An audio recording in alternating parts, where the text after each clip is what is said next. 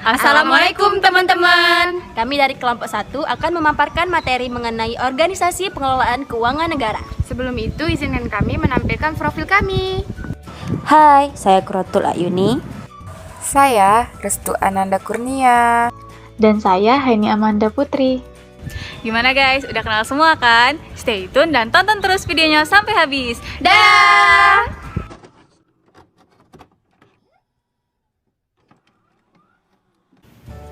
Halo semuanya, aku Haini Amanda.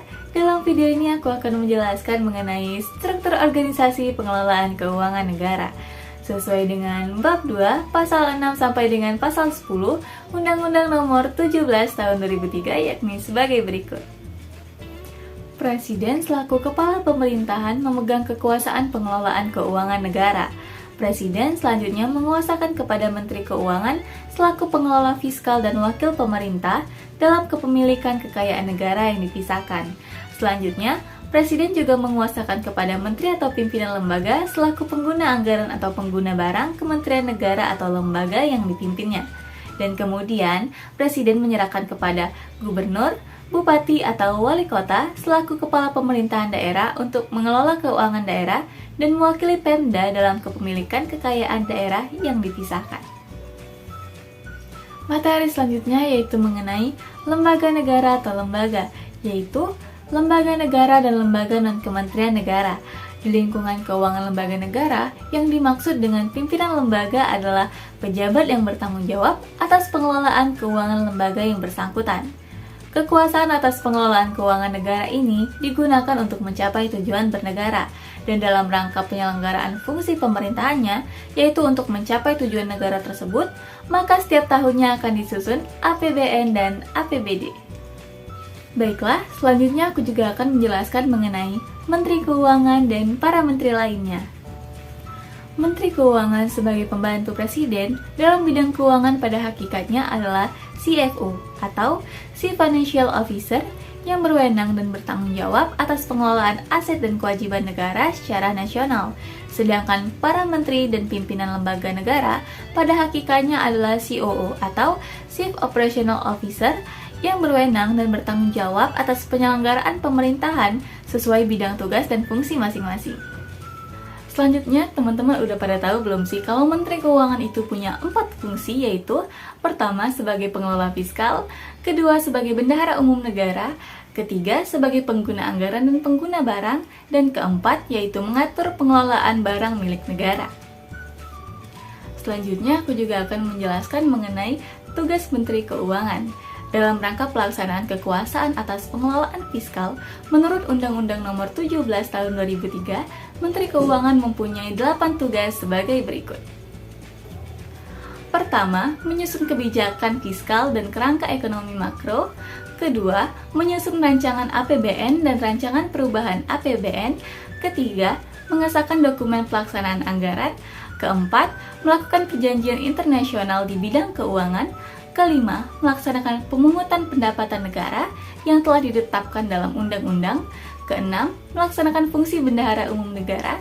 Ketujuh, menyusun laporan keuangan yang merupakan pertanggungjawaban pelaksanaan APBN.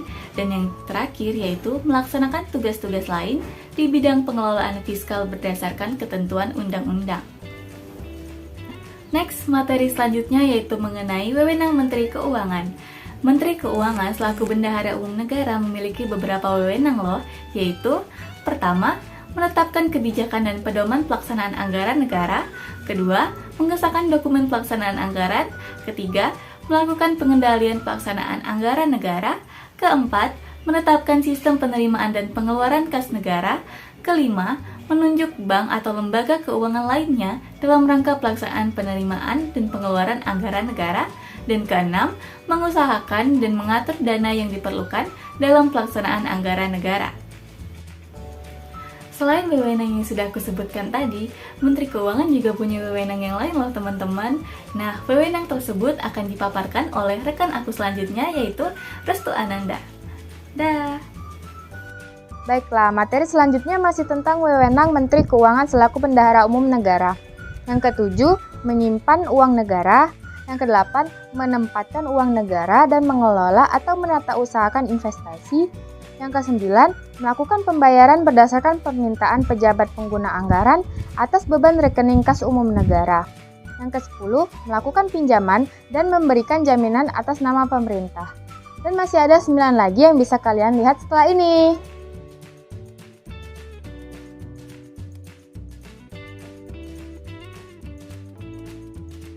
Selanjutnya, kita membahas tentang kekuasaan pengelolaan keuangan negara. Kekuasaan pengelolaan keuangan negara dibagi menjadi dua, yaitu kewenangan yang bersifat umum dan kewenangan yang bersifat khusus. Nah, udah pada tahu belum nih apa itu kewenangan bersifat umum dan kewenangan bersifat khusus? Jadi, kewenangan yang bersifat umum meliputi penetapan arah, kebijakan umum, strategi, dan prioritas pengelolaan APBN.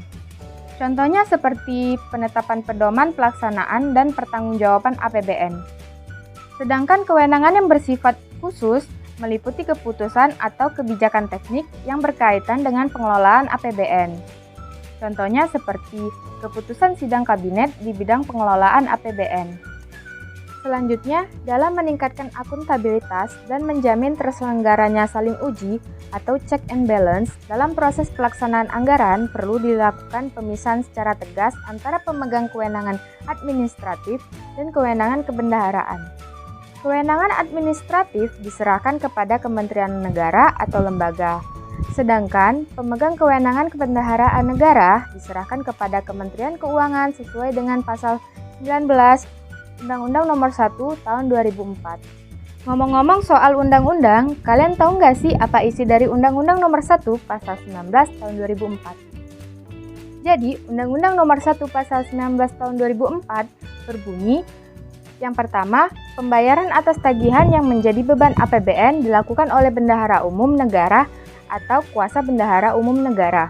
Yang kedua, dalam rangka pelaksanaan pembayaran bendahara umum negara atau kuasa bendahara umum negara berkewajiban untuk meneliti kelengkapan pembayaran, menguji kebenaran perhitungan tagihan atas beban APBN, menguji ketersediaan dana, memerintahkan pencairan dana, dan menolak pencairan dana apabila tidak memenuhi persyaratan yang ditetapkan. Selanjutnya, kita akan membahas tentang tugas-tugas menteri dan pimpinan lembaga. Tetapi sebelum itu kita harus tahu dulu nih apa itu fungsi dari menteri dan pimpinan lembaga. Menteri dan pimpinan lembaga memiliki fungsi sebagai pengguna anggaran dan pengguna barang bagi kementerian negara atau lembaga yang dipimpinnya. Baik, sekarang sudah tahu kan apa fungsi dari Menteri Keuangan dan pimpinan lembaga? Sekarang kita langsung saja masuk ke tugas-tugas dari Menteri Keuangan dan pimpinan lembaga, yaitu yang pertama menyusun dokumen pelaksanaan anggaran, yang kedua menunjuk kuasa pengguna anggaran atau pengguna barang, yang ketiga menetapkan pejabat yang bertugas melakukan pemungutan penerimaan negara, yang keempat menetapkan pejabat yang bertugas melakukan pengelolaan utang dan piutang, yang kelima melakukan tindakan yang mengakibatkan pengeluaran anggaran belanja, yang keenam menetapkan pejabat yang bertugas melakukan pengujian dan perintah pembayaran, yang ketujuh menggunakan barang milik negara, yang kedelapan menetapkan pejabat yang bertugas melakukan pengelolaan barang milik negara, yang kesembilan mengawasi pelaksanaan anggaran, dan yang terakhir menyusun dan menyampaikan laporan keuangan Kementerian Negara atau lembaga yang dipimpinnya. Materi selanjutnya akan dijelaskan oleh rekan saya yaitu Quratul Ayuni. Baik, terima kasih saya ucapkan untuk rekan Restu. Materi selanjutnya akan dijelaskan oleh saya. Saya ditemani oleh rekan saya yaitu Yuni. Dia merupakan atlet pencaksilat. Nah, karena dia kerjaannya cuma silat aja, yuk kita edukasi dia biar dia tahu apa sih pengelolaan barang milik negara itu. Materi pertama yang akan saya jelasin ke Yuni yaitu mengenai pengelola aset negara. Yun, kamu udah tahu belum siapa aja sih pengelola aset negara? Hah? Siapa tuh pengelola aset negara? Nih, aku kasih tahu ya, siapa aja sih pengelola aset negara? Pengelola aset negara terdiri menjadi 3 pengelola. Yang pertama, Menteri Keuangan. Yang kedua, Menteri Pimpinan atau Lembaga. Dan yang ketiga, Kepala Kantor Lingkungan Kementerian atau Lembaga. Gimana? Udah tahu belum? Oh gitu. Terus, apa lagi sih tentang pengelolaan barang milik negara atau daerah? Oke, lanjut ke materi berikutnya mengenai pengelolaan barang milik negara atau daerah. Nah, di sini aku kasih tahu ya, barang milik negara atau daerah merupakan barang yang dibeli atau diperoleh atas beban anggaran pendapatan belanja negara atau daerah. Nah, barang milik negara atau daerah ini juga bisa diperoleh dari lainnya yang sah. Mau tahu nggak barang milik daerah ini bisa diperoleh dari apa aja? Memangnya barang milik negara atau daerah bisa diperoleh dari apa saja? Nih, aku kasih tahu ya, barang milik negara atau daerah bisa diperoleh dari lainnya yang sah dengan 3 cara. Berikut caranya. Yang pertama, barang diperoleh dari hibah atau sumbangan. Yang kedua, barang yang diperoleh dari putusan pengadilan. Dan yang ketiga, barang yang diperoleh dari perjanjian atau kontrak. Udah paham belum? Yuk, kita ke materi selanjutnya. Oke, baiklah. Oke, materi selanjutnya yang akan saya sampaikan kepada Yuni mengenai pengelolaan barang milik negara atau daerah dilaksanakan dengan beberapa asas. Berikut asas-asasnya, yaitu asas fungsional, asas kepastian nilai, asas efisiensi, asas transparansi, asas akuntabilitas, dan asas kepastian hukum. Gimana? Mau lanjut? Oke, lanjut. Nah, kalau tadi saya jelasin mengenai asas-asas, di sini saya akan jelasin kegiatan apa aja sih yang ada dalam pengelolaan barang milik negara atau daerah. Kamu mau tahu nggak? Widih, banyak banget. Apa saja tuh? Nih, aku kasih tahu ya, kegiatan-kegiatan yang ada dalam pengelolaan barang milik negara atau daerah meliputi: pertama, perencanaan kebutuhan dan penganggaran. Yang kedua, pengadaan. Yang ketiga, penggunaan. Yang keempat, pemanfaatan. 5, pengamanan dan pemeliharaan. Yang keenam, penilaian.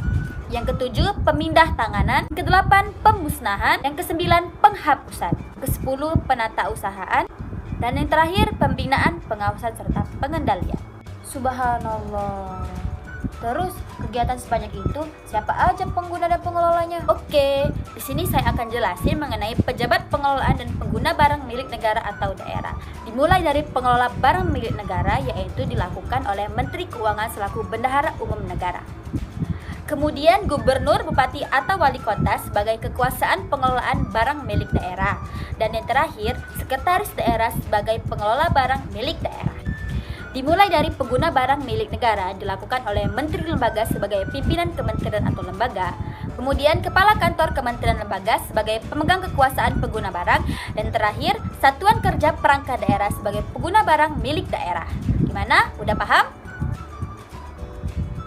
Paham banget, lanjut. Nah teman-teman, karena Yuni sudah mengantuk, kita langsung aja ke materi yang terakhir, yaitu mengenai bentuk pemanfaatan, bentuk pemindah tanganan, dan bentuk pemusnahan serta penghapusan barang milik negara atau daerah. Pertama, bentuk pemanfaatan barang milik negara atau daerah terdiri dari beberapa kegiatan, yaitu sewa, pinjam pakai, bangun seraguna, bangun guna sera, kerjasama pemanfaatan, kerjasama infrastruktur, dan yang terakhir tender. Lanjut ke yang kedua, yaitu bentuk pemindah tanganan barang milik negara atau daerah. Adapun bentuk-bentuk pemindah tanganan barang milik negara atau daerah terdiri dari beberapa kegiatan, yaitu penjualan, hibah, tukar menukar, serta penyertaan modal pemerintah pusat atau daerah. Terakhir yaitu pemusnahan serta penghapusan barang milik negara atau daerah. Barang milik negara atau daerah bisa dimusnahkan atau dihapuskan apabila barang tersebut tidak bisa lagi digunakan, tidak bisa lagi dimanfaatkan, dan juga tidak bisa lagi dipindah tangankan atas persetujuan gubernur, bupati, atau wali kota jika itu barang milik daerah. Baiklah teman-teman, itu saja materi yang bisa saya sampaikan. Semoga teman-teman semua dan Yuni bisa mengerti apa itu pengelolaan barang milik negara atau daerah. Dan semoga kedepannya ilmu ini akan bermanfaat untuk kita semua. Akhir kata akan ditutup dengan video berikut ini. Terima kasih sudah menonton video ini. Semoga bermanfaat. Dan jangan lupa like, comment, subscribe, dan share ke teman-teman kalian. See you!